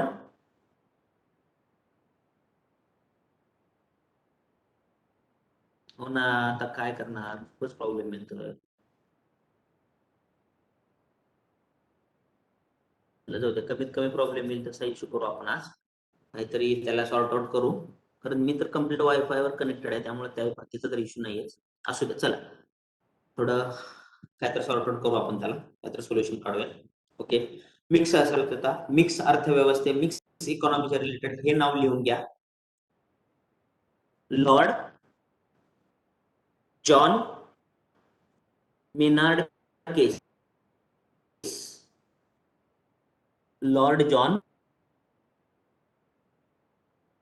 हो ना, त्यामुळे कनेक्टिव्हिटीचा प्रॉब्लेम झाल्यावर नीट समजणारच नाही. बरोबर पाहिजे तुझं, पण तरी ट्राय करू आपण. नाही समजलेलं मला चॅट बॉक्स मध्ये टाका, मी परत एकदा एक्सप्लेन करेन. आता एक कनेक्टिव्हिटीचा प्रॉब्लेम तर आपल्या हातात नाहीये, कुठून होतंय नेमकं कळत नाहीये.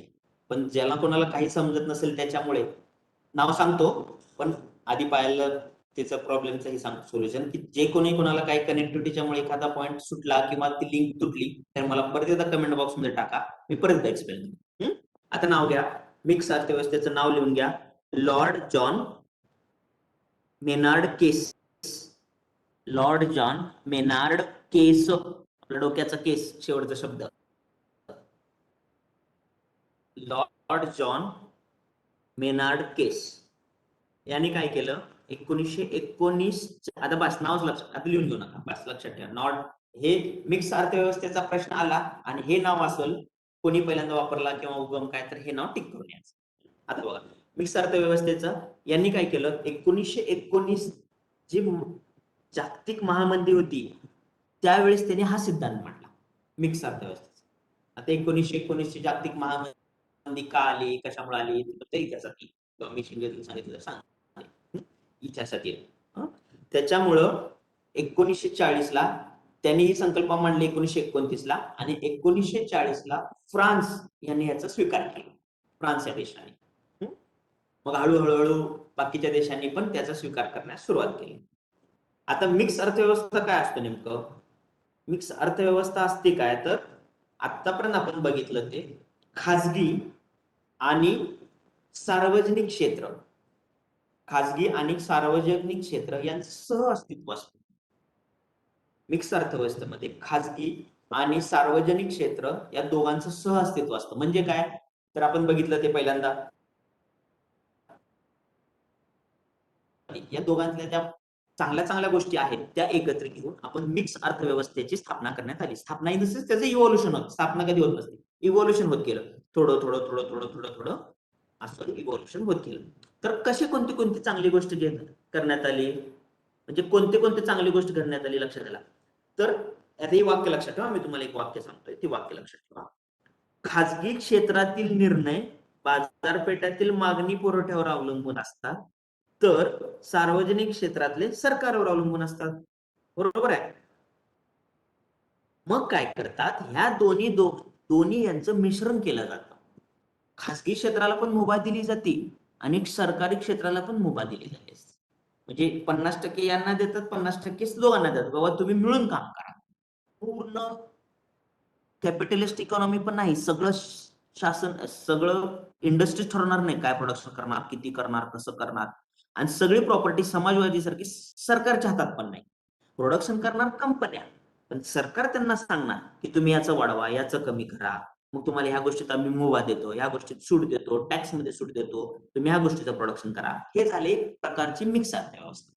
आलं लक्षात, ह्या दोन्ही गोष्टीचं यांनी मिक्स अर्थव्यवस्थेचा उगम सुरू झाला, म्हणजे इव्होल्युशन होण्यास सुरुवात झाली. आणि 1999 ला आपली जी IMF आणि जागतिक बँक आहे यांनी पण मिश्र अर्थव्यवस्थेला मान्यता दिली, की हा बाबा ही मिश्र अर्थव्यवस्था हे काम करण्यासाठी योग्य आहे, म्हणजे मिश्र अर्थव्यवस्था चांगल्या प्रमाणात काम करत आहे. हे कधी 1999 दरम्यान आपली वर्ल्ड बँक आणि IMF आहे, या इंटरनॅशनल मॉनिटरी फंड, या दोघांनी या गोष्टीसाठी मान्यता दिली. झालं. मग यालाच दुसरा शब्द आला मिश्र अर्थव्यवस्थेला, कल्याणकारी अर्थव्यवस्था. ह्याची नावं लिहून घ्या आता मिश्र अर्थव्यवस्थेची.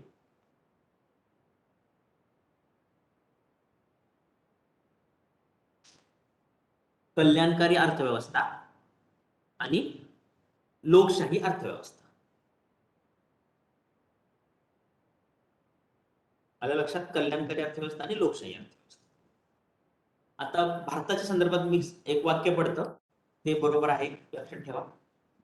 मिश्र अर्थव्यवस्था. भारत स्वतंत्र झाल्यानंतर भारताने मिश्र अर्थव्यवस्था ही संकल्पना स्वीकारली. लक्षात घ्या मी काय सांगतोय ते, नीट लक्षात घ्या. भारत स्वतंत्र झाल्यानंतर भारताने मिक्स अर्थव्यवस्था ही संकल्पना स्वीकारली आणि 1991च्या आर्थिक सुधारणानंतर, वाटल्यास तर लिहून घ्या, पहिल्यापासून सांगतो, लिहून घ्या हे वाक्य, कारण हे वाक्य आहे तसं पडतं. भारत स्वतंत्र झाल्यानंतर भारताने मिक्स अर्थव्यवस्था स्वीकारली. भारत स्वतंत्र झाल्यानंतर भारताने मिक्स अर्थव्यवस्था स्वीकारली आणि 1991च्या आर्थिक सुधारणानंतर भारताने मिश्रकडून मुक्त अर्थव्यवस्थेकडे वाटचाल सुरू केली.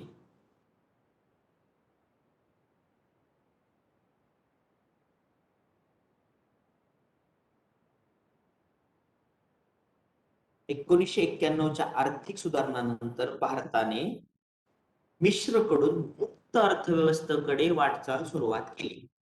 ओके, परत सांगतो, ऐका. भारत स्वतंत्र झाल्यानंतर, भारताच्या स्वातंत्र्यानंतर भारताने मिक्स अर्थव्यवस्थे स्वीकारली. मिक्स अर्थव्यवस्था स्वीकारली आणि 1991च्या आर्थिक सुधारणानंतर 1991च्या आर्थिक सुधारणानंतर भारताने मिश्रकडून मुक्त अर्थव्यवस्थेकडे, शब्द लिहून घ्या, मिश्रकडून मुक्त अर्थव्यवस्थेकडे वाटचाल सुरुवात केली. आणि त्यात डिफरन्स काय आहे ते तुम्हाला मी आपल्या ज्यावेळेस 1991च्या सुधारणा येतील ते तुम्हाला क्लिअर सांगेल, फक्त हे वाक्य लक्षात ठेवा. मिक्स कडून मुक्त कडे 1991 नंतर. लिहिलं सगळ्यांना? Got it? प्रीती लिहिलं? मानसी? ओके, चलो गुड. आता आपण, हे झालं तुम्हाला मी इकॉनॉमीचे प्रकार. इकॉनॉमीचे प्रकार कुठल्या दृष्टिकोनातून, उत्पादक कोण आहे, उत्पादक कोण करतं, प्रोडक्शन कोण करतं, याच्यानुसार तुम्हाला मी सांगितलं. 3 प्रकार, भांडवलशाही, समाजवादी आणि मिक्स. हे उत्पादनाचे प्रकार खूप महत्वाचे, त्याच्यावर खूप प्रश्न पडतात. आता मी तुम्हाला, आता सगळे तर अनम्यूट आहेत सध्या, अनम्यूट नसले तरी चॅट बॉक्स आहे तुमच्याकडे. आता मात्र हे 3 जे सांगितले त्याच्यावर जे काही प्रश्न विचारायचा आहे तो विचार. तुम्हाला 1-2 मिनिटाचा वेळ देणार आहे, कारण हे खूप महत्वाचं आहे. ह्याच्यावर तुम्हाला मी पुढची पूर्ण इकॉनॉमिक्स सांगणार आहे. हे जर तुमचं बेस स्ट्रॉंग झालं तर मला शिकवायला सोपं होईल आणि तुम्हाला समजायला सोपं जाईल. तुम्हाला 1-2 मिनिटाचा वेळ देतो. जे काही प्रॉब्लेम असतील चॅटमध्ये विचारा, कॉलमध्ये विचारा, काही विचार असते विचारा.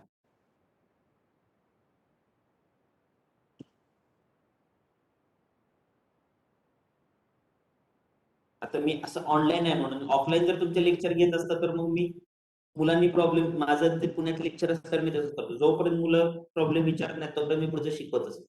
कारण असं नसतं की 100% सगळ्यांना कळालं, काहीतरी इश्यू असतोच. ज्यांना समजलं नाही त्यांना समजतात, ज्यांचं समजलं त्यांना रिव्हिजन होती.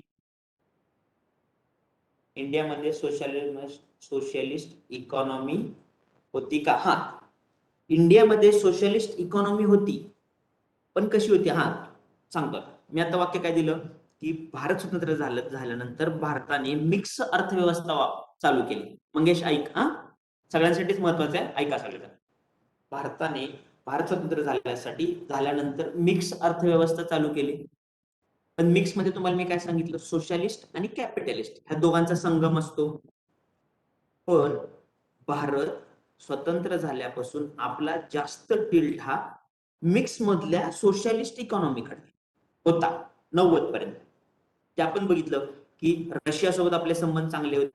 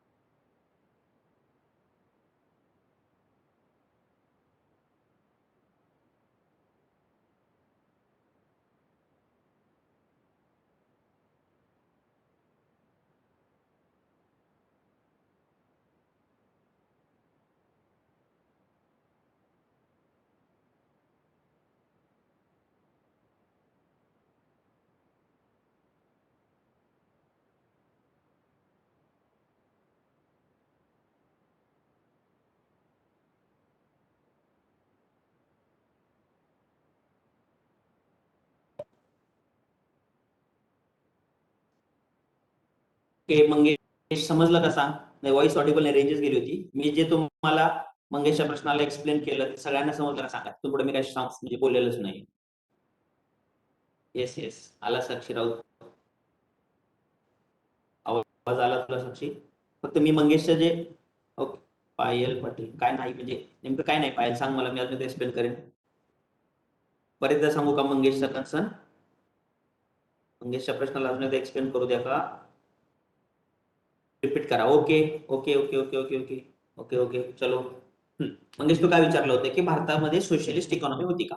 तर मी तुम्हाला काय सांगितलं, सोशलिस्ट, ओके सांगतो, सोशलिस्ट इकॉनॉमी म्हणजे काय असते ते तुम्हाला सांगितले. समाजवादी, समाजवादीमध्ये काय असतं ते पण सांगितलं. आता परत बेसिक सांगतो, समाजवादीमध्ये काय असतं ते पण सांगितलं, भांडवलशाहीमध्ये काय असतं ते पण सांगितलं, आणि तुम्हाला मी हे पण वाक्य दिलं की 1947 नंतर भारताने मिक्स अर्थव्यवस्था चालू केली.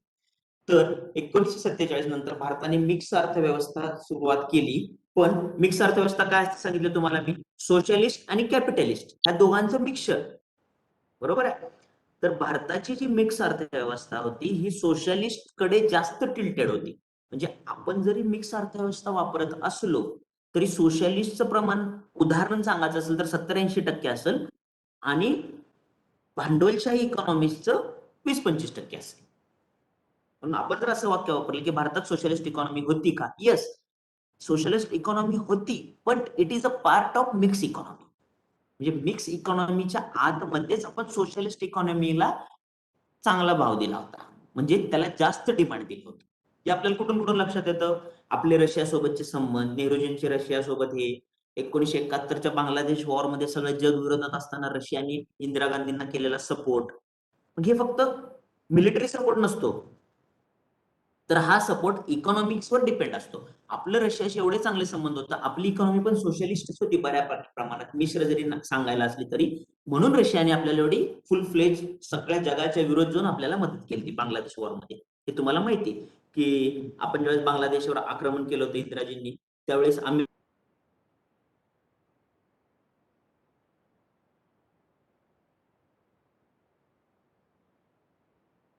जहाज जे बेस्ट होतं ते आपल्या पश्चिम बंगालच्या बे ऑफ बंगालमध्ये आणून उभा केलं.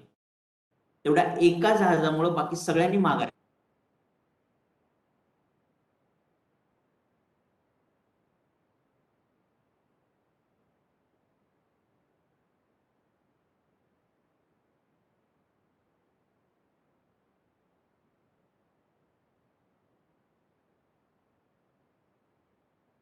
समजलं? सोशलिस्ट इकॉनॉमी होती आपली, ती कशी होती ती. आता सांगा सगळ्यांना, समजलं का? आणि आपण मुक्तकडून सॉरी मिश्रकडून मुक्तकडे कसं चाललोय हे 1990ला ज्यावेळेस आपलं येईल टॉपिक, त्यावेळेस तुम्हाला डिटेल सांगेल. आता सांगा, समजलं का सगळ्यांना? प्रीती, पायल, कोण प्रश्न विचारलाय? तोष, मंगेश. हो सर, गुड. ओके, चला, गुड वन, चांगला प्रश्न. अजून कोणाला प्रश्न आहे का?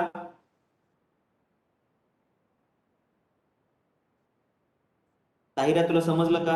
Got it Tahira? आपको समझ में आया? मराठी में बताया मैंने, आपको नहीं समझ आया तो बताओ, मैं हिंदी में और इंग्लिश मिक्स बताऊंगा.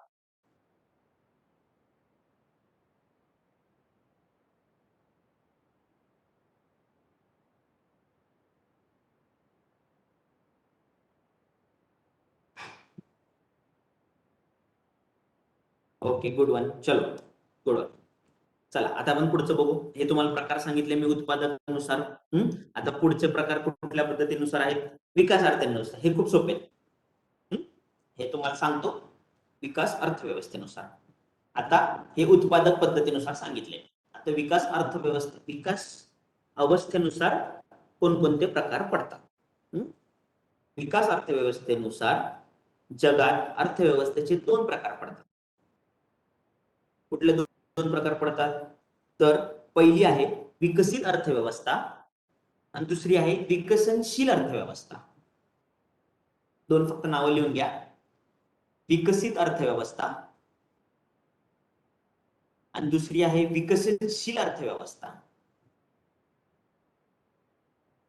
तर आता आपण एक एक बघू. विकसित अर्थव्यवस्था, आता बघा, तुम्हाला ज्यावेळेस त्यांनी प्रश्न एमपीएससी प्रश्नामध्ये कसं कन्फ्युजन करते, तुम्हाला एक उदाहरण सांगतो. आपलं टार्गेट आहे प्रश्न बरोबर येणे, मार्क्स मिळवणे. एमपीएससी तुम्हाला प्रश्न असा विचारेल की उत्पादक प्रकारानुसार अर्थव्यवस्थेचे कोणते प्रकार पडतात? आणि खाली पर्याय असतील विकसित अर्थव्यवस्था, विकसनशील अर्थव्यवस्था, वरील दोन्ही आणि वरीलपैकी एकही नाही. लक्षात आलं का मी शब्द काय वापरलाय ते? उत्पादक वापरला आहे का विकास वापरला आहे, हे शब्द बघा. प्रश्न अजून एकदा सांगतो, नीट ऐका. एमपीएससी असंच गोळ घालते, नीट ऐका. मी तुम्हाला प्रश्न विचारला होता, उत्पादक अवस्थेनुसार अर्थशास्त्राचे कोणते प्रकार पडतात? पहिला पर्याय काय दिला तुम्हाला मी? विकसित अर्थव्यवस्था, विकसनशील अर्थव्यवस्था. तिसरा पर्याय दिला वरीलपैकी दोन्ही आणि चौथा पर्याय दिला वरीलपैकी एकही नाही. गुड वन शुभ, वरीलपैकी एकही नाही. कारण काय मी तुम्हाला शब्दवर वापरला होता? उत्पादक अवस्थेनुसार. हे वाचा. Yes, got it. हे त्यांचे माहित सगळ्यांनाच असतं, बऱ्यापैकी लोकांना माहित असतं. आता तुम्ही तर म्हणजे मी शिकवतोय म्हणल्यावर मी गॅरंटी घेऊ शकतो की तुम्हाला यायलाच पाहिजे. मला एवढा कॉन्फिडन्स आहे माझ्या शिकवण्यावर की तुम्हाला माहित. फक्त तुम्ही तिथं काही करता प्रश्न वाचणार आणि एमपीएससीला तेच सापडतं, तुम्ही पर्याय नीट नाही वाचले. आलं लक्षात? गुड वन, चौथा पर्याय बरोबर आहे. कारण मी तुम्हाला जे पर्याय दिले आहेत ते विकास अर्थव्यवस्थेनुसार आपल्या अर्थव्यवस्थेचे पर्याय सांगितले होते. आता चला आपल्याकडे येऊ आपण. विकास अवस्थेनुसार पर्याय कुठले? विकसित अर्थव्यवस्था आणि विकसनशील अर्थव्यवस्था. गुड. चला, आता पहिला विकसित अर्थव्यवस्था. नावातच आहे विकसित. विकसित म्हणजे काय? ज्याचा विकास झालेला आहे. आणि विकसनशील म्हणजे काय? ज्याचा विकास सुरू आहे. साधी डेफिनेशन. आता त्यातले आपण त्यांचे पॉइंट्स बघू की विकसित कोणाला म्हणायचं आणि विकसनशील कोणाला म्हणायचं. अर्थ तर कळाला तुम्हाला. विकसित विकास झालेला आहे, विकसनशील ज्यांचा विकास सुरू आहे. तर विकास झालेला आहे म्हणजे काय? अर्थव्यवस्थेच्या भाषेत विकास म्हणजे काय? अर्थव्यवस्था भाषेत विकसित अर्थव्यवस्था म्हणजे काय किंवा विकास म्हणजे काय? तर त्या लोकांचं आता मी पहिल्यांदा तुम्हाला विकसित अर्थव्यवस्था एक्सप्लेन करतो. आता सगळे पॉईंट सांगणार आहे मी 3-4 तुम्हाला. ते विकसित अर्थव्यवस्थेचे सांगणार आहे. डेव्हलप्ड इकॉनॉमीचे सांगणार आहे. पर इंग्लिश शब्द ज्यांच्यासाठी आहेत त्यांच्यासाठी सांगतो. लिहून घ्या. विकसित अर्थव्यवस्था म्हणजे डेव्हलप्ड इकॉनॉमी. डेव्हलप्ड. आणि विकसनशील अर्थव्यवस्था म्हणजे developing economy. Develop and developing. समजलं? चला आता आपण डेव्हलप्ड इकॉनॉमी बद्दल बोलू. म्हणजे विकसित अर्थव्यवस्थेबद्दल बोलूया. चला, विकसित अर्थव्यवस्था काय आहे? तर पहिला मुद्दा त्यांचं, बरं हे 4 शब्द लिहून घ्या. लिहून घ्या, चला लिहून घ्या, पटकन लिहून घ्या, कारण हे प्रश्न विचारतात. एक्सप्लेन करतो तुम्हाला काय आहे ते. लिहून घ्या. खाली लिहा पहिलं वाक्य. वाक्य म्हणजे शब्दच लिहायचे फक्त.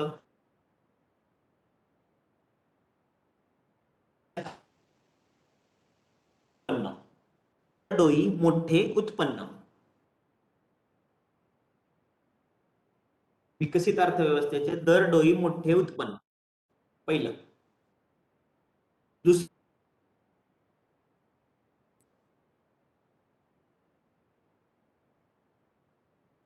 औद्योगिकरण जास्त.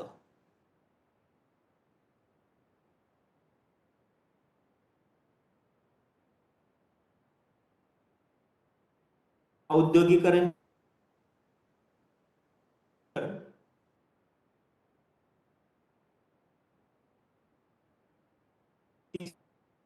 तिसरं शहरीकरण.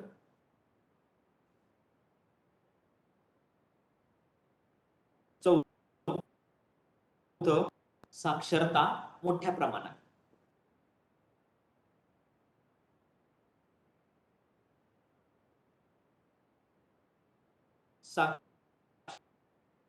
पाचवं घटता जन्मदर.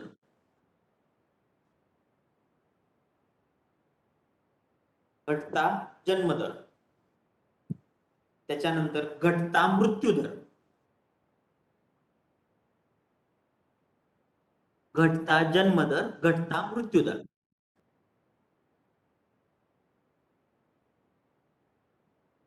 हे महत्वाचे महत्वाचे विकसितचे मुद्दे आहेत. आता एक एक सांगतो तुम्हाला मी शॉर्ट मध्ये.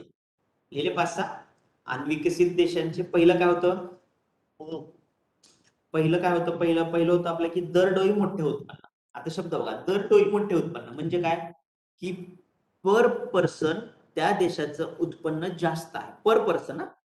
जे इकॉनॉमी, आता आपल्या देशाची इकॉनॉमी उदाहरणार्थ आपण कम्पेअर केलं एखाद्या युरोपियन देशासोबत, जो देश लहान आहे, पण पर पर्सन पर हेड काउंट जर घेतला तर आपल्या देशाची इकॉनॉमी त्या देशापेक्षा कमी असणार आहे. पर पर्सन म्हणतोय आम्ही, कारण जर आपली जेवढी इकॉनॉमी आहे त्याला जर आपल्या लोकसंख्येने भागलं तर प्रत्येक माणसाला येणारा इकॉनॉमी मधला शेअर हा कमी असणार आहे. तसं युरोपियन देशात नाहीये. ते देश लहान आहेत, तिथली लोकसंख्या पण लहान आहे. तिथलं प्रोडक्शन जरी लहान असेल कमाई, तरी त्यांच्या पर हेड आपण कसं म्हणतो? उदाहरण देतो तुम्हाला. आपण कसं म्हणतो? दरडोई मोठे उत्पन्न म्हणजे काय? आता तुम्ही सध्या मगाशी लेक्चर चालू झाले त्यावेळेस 35 जण पार्टिसिपंट होते. आता झाले 30 जण, 28 जण. आता मी लेक्चर चालू झाल्याच्या नंतर जर सगळ्यांच्या मध्ये मिळून 2 किलो पेढे वाटले असते तर, आणि मी आत्ता 2 किलो पेढे वाटले तर मिळण्याची संख्या तुम्हाला जास्त आहे पर हेड. हे झालं दरडोई मोठे उत्पन्न. म्हणजे हे सोडून गेले मुलं लेक्चर्स काय असतील त्यांच्या त्यांच्या ह्याच्यामुळे, त्यामुळे तुमचा वाटा वाढला पर हेड, दरडोई तुमचा वाटा वाढला. हे झालं दरडोई मोठे उत्पन्न. विकसित अर्थव्यवस्थेचे सगळ्यात मोठं वैशिष्ट्य, सगळ्यात मेन वैशिष्ट्य दरडोई मोठे उत्पन्न. समजलं उदाहरणासहित? चला या पेढ्यातून बाहेर या. चला पुढे जाऊ. त्यानंतर औद्योगिकरण. विकसित अर्थव्यवस्थेचं आपण बघतोच आहे, खूप मोठ्या प्रमाणात औद्योगिकरण झालेलं असतं तिथं. तिसरं शहरीकरण, पण माहिती आपल्याला का सांगण्यासारखं नाहीये. शहरीकरण जास्त झालेलं असतं, जे सांगण्यासारखं नाही त्याला मी फास्ट घेतो. चौथं त्याच्या फक्त साक्षरता मोठ्या प्रमाणात. प्रमाणात हे बघा, प्रमाणात शब्द महत्वाचे आहेत. लोकसंख्या जर साक्षरता काढली, आपल्या देशाचे जेवढे लोक साक्षर आहेत त्यापेक्षा जर तुम्ही फ्रान्समध्ये गेला, लोकसंख्या नंबर, तर त्यांची लोकसंख्येची नंबरची साक्षरता कमी असेल. पण तुम्ही प्रमाण काढलं तर एवढ्या लोकसंख्येपैकी एवढे आपले किती बाबा 78% साक्षर आहेत, तर तिकडे 98% साक्षर. हे झालं प्रमाण. साक्षरता मोठ्या प्रमाणात. समजलं? त्याच्यानंतर कोणाला पुढं त्याचा मुद्दा काय होता आपला, की घटता जन्मदर, म्हणजे तिकडची जन्मदर संख्या कमी होत चाललेली असते. एकतर म्हणजे लोकसंख्या कमी होत चाललेली असती, लोकांचं तिथं जन्मदरच खूप कमी. आपल्या इथं आता 2.3 2.4 आहे, तिकडे 1 असतो, 1.5 असतो. तिथे काय ते तुम्हाला जन्मदर त्यावेळेस सांगितलं त्या लेक्चरमध्ये. फक्त लक्षात ठेवा, घटता जन्मदर. तसंच घटता मृत्यूदर, म्हणजे तर मृत्यू होणाऱ्यांची संख्या पण कमी होत चाललेली असते. का कमी होत चाललेली असती, तर तिथं मेडिकल फॅसिलिटीज चांगल्या मिळालेल्या असतात, तिथं डॉक्टर्स इझिली अवेलेबल होत असतात, किंवा तिथं आरोग्यासाठी जे गोष्टी असतात ते इझिली अवेलेबल होतात. ह्या गोष्टी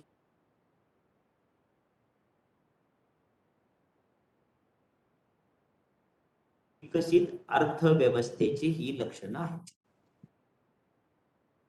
समजलं सगळ्यांना? विकसित अर्थ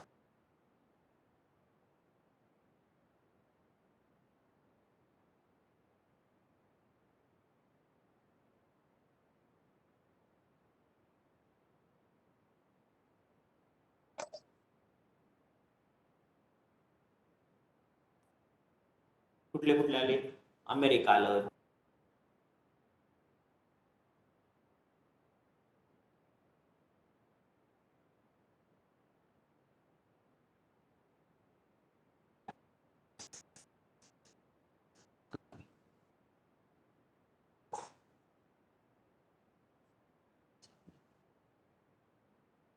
आवाज येतोय का सगळ्यांना?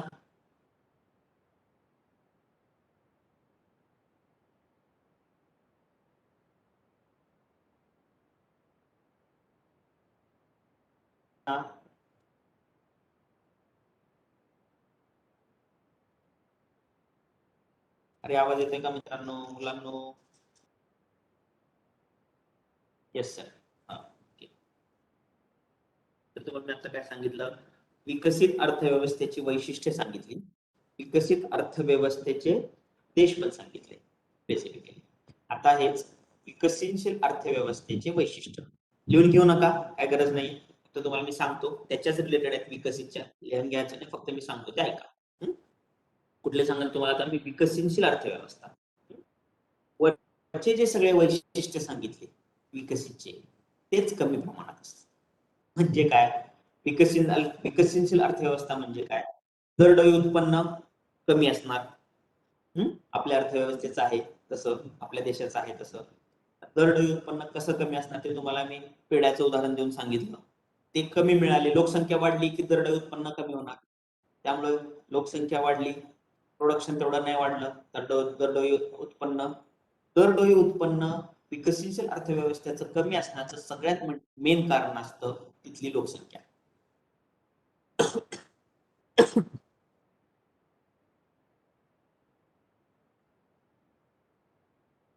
लोकसंख्या जास्त असते, उत्पन्न कमी असतं, त्यामुळे दरडोई उत्पन्न कमी असतं.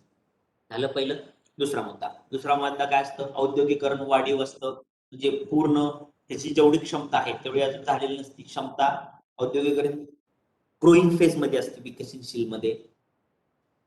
त्याच्यानंतर शहरीकरण आपण बघतोय सध्या, शहरीकरण किती वाढत आहे, हे विकसनशील देशाचे लक्षण आहेत. सगळे गावाकडचे लोक शहराकडे येत आहेत, शहरीकरण वाढत आहे, एका लेवलला गेलेलं नाहीये, पण ते वाढतंय कंटिन्यू. हे विकसनशील देशाचे लक्षण आहेत, शहरीकरण वाढत आहे.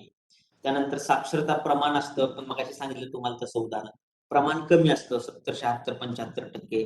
विकसित देशाची साक्षरता असते, तेच विकसितचं 80 90च्या वर असतं प्रमाण. लोकसंख्या नाही, प्रमाण. साक्षरतेचं प्रमाण असतं. त्यानंतर आपला जन्मदर हा आत्ता बघितला आपण, आता आपण बघेल ज्यावेळेस लोकसंख्या बघेल त्यावेळेस आत्ता आपला जन्मदर कमी होत आहे. आता आपला जन्मदर हा कमी होत आहे, पण आधी आपला जन्मदर खूप होता. म्हणजे जन्मदर आपला कमी होत आहे, पण त्याचा रेट आहे तो खूप स्लो आहे कमी व्हायचा.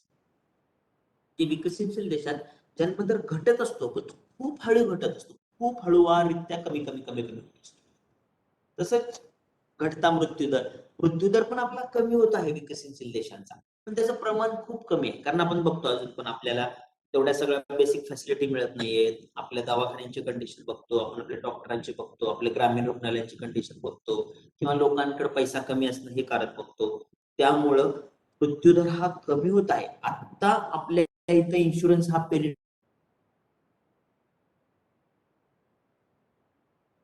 घेतच नव्हतं हेल्थ पॉलिसीचा. त्याच्यामुळं मृत्यूदराचं प्रमाण जास्त होतं. इन्शुरन्स घेतल्यामुळं मृत्यू दराचं प्रमाण पण कमी झाले, कारण आपण चांगलं हॉस्पिटल घेऊ शकतो, चांगली मेडिकल फॅसिलिटी अवेल करू शकतो. त्याच्यामुळं मृत्यूदर हा कमी होत आहे. आलं लक्षात? पण ह्यात प्रमाण कमी आहे. मग ह्याच्यात कोण आलं? भारत आला, पाकिस्तान आला, श्रीलंका आले, हे देश आले. हे विकसनशील देशाचे लक्षण आले. झालं? विकसित आणि विकसनशील देश हे दोन आपले आपल्या अर्थव्यवस्थेचे आजच्या लेक्चरचे हे दोन महत्वाचे प्रकार आता साफ थांबले. आता याच्यात कोणाला काय प्रॉब्लेम असेल तर सांगा, तर आपण पुढच्या लेक्चरला घेऊया.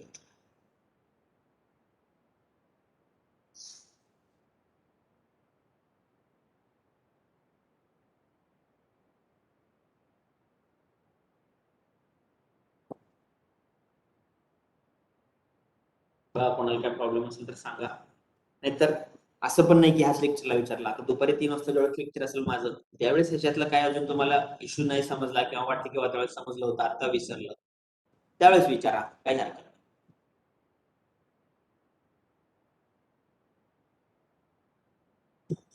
चालेल, मग आपण थांबूया इथं आज. दुपारच्या लेक्चरला या, पुढचं इकॉनॉमिक्स. Okay, good. चलो, बाय बाय.